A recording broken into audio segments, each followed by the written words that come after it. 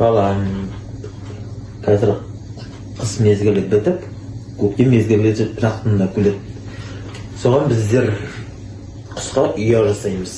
Оған бізге крек, қандаш, пышақ және қатпақ керек. Құс ұясын біздер қораптан жасаймыз. Клей бер.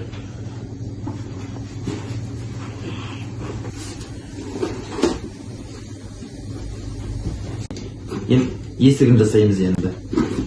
Оны доматтап тұрып кесеміз. Міне балам, ұяны жасап бітірдік. Ұнады ма саған? Балам, біз бүгін гүл отырғызуды үйренеміз екеуміз, және ма? Ол үшін бізге құмыра керек, дренаж керек, топырақ керек, өскін керек, және күрек керек. Кел балам, мына дренажды алып сала қой, құмыраға сала қой.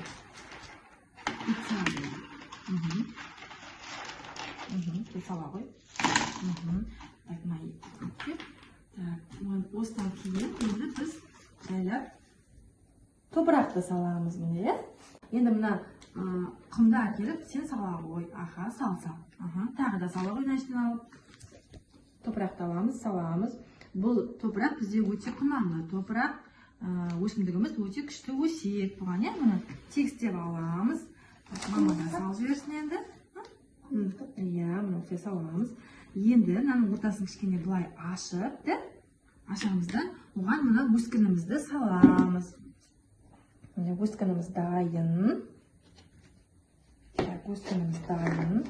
Жан жағын топырақпен қоршаймыз енді. Кішкене тағы да саламыз үстіне.